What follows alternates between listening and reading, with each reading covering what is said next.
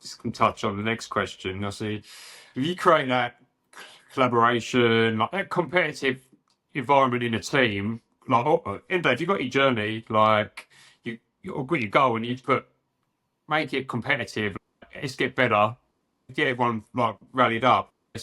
Everyone's gonna get buzzing. Everyone wants to achieve. You get them career-driven individuals in the team that are looking to achieve something, or if you've got your end goals like making a massive impact either within your company or society, people, it all adds value, doesn't it?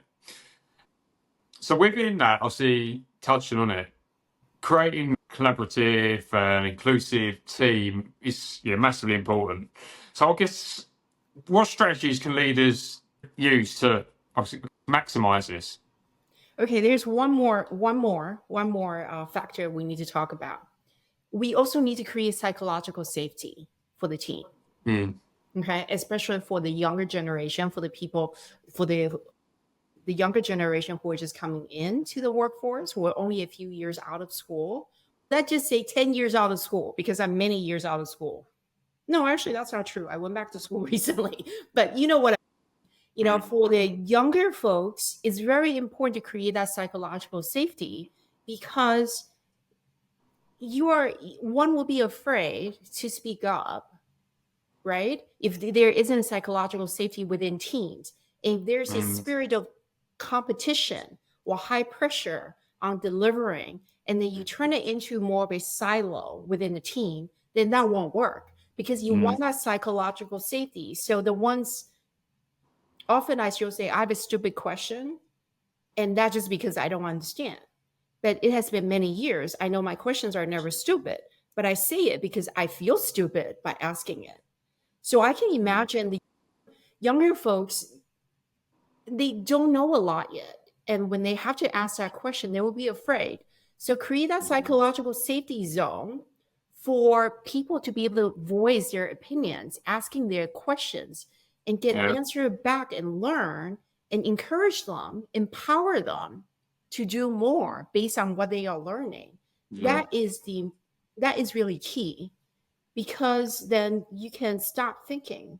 Others would be doing the thinking. No, I never want to stop thinking, but they will start doing the thinking a lot more, and they would have that vision, that strategy, because they are then now in their body, in their brain, and they can be them 100%.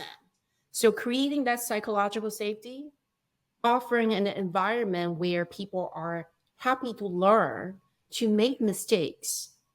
I actually say this to my team. I say, it's okay to make mistakes, as long as it's not big ones. I said that. I say, as long as it's not big ones, it's okay to make mistakes, because you actually learn faster when you make smaller mistakes. It's easier to remember. And always remember how you need to summarize.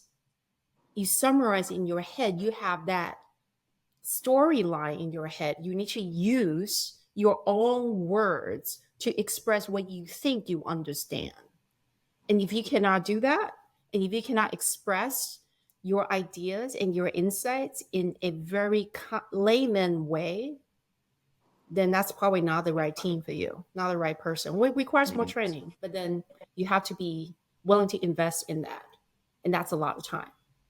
Yeah, I think it's like no question's a stupid question, because in the day you need to learn. Like, I think I've been taught that, and I think it's just, especially in a junior role, and you think you're going to be asking something silly, it just gives you that safety, doesn't it?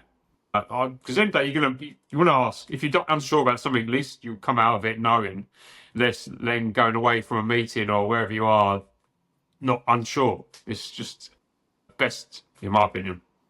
And also, Ben, if you realized, what I'm seeing in the world is that a lot of learning now is all self-learn. It's all self-learning, right? So a typical interview question I would ask somebody that's coming to join the team is, so how do you learn new information? Right? And the answer varies greatly, right? And sometimes they say Coursera, this and that, but seriously, you can probably find, if you just devote a little time, you can find a lot of information. Use ChatGPT, Gemini, Google, regular Google, and then you can do YouTube. then you can learn. You can even complete graduate degree just using YouTube. Yeah. There's so many things you can do using YouTube. You just need to know what are the right information and what are the information that's not so good. And that's education is going to get you there. How can company maximize a team? Going back to your question, the company can maximize a team by assembling the right talent, and that's looking at not just their technical degrees, it's also looking at their personality trait, where they are willing to collaborate, they are willing to respect, they are willing to learn, open-minded, diversity, as well as critical thinking and communication skills. And then the leaders, the company should offer psychological safety to continue to empower people to make small mistakes, to learn really quickly, and then enhance that with training, either inside the company or outside, for ongoing training. And this is how you maximize a team. Mm-hmm. So I guess like a feedback loop sort of thing.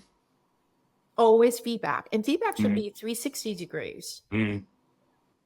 Most of the time I would ask my team, so can I do anything better? How can I change? And that's actually a trick, because if you think about it, it's much easier to change ourselves than to change anybody else, right? Even if you're the boss, you can set expectations on what they need to do, but it really doesn't matter. It's much easier if I just pivot myself. So ask the question, what can I do differently to get that feedback, to understand what each individual on your team needs to excel. And that needs to be aligned with your career goals too.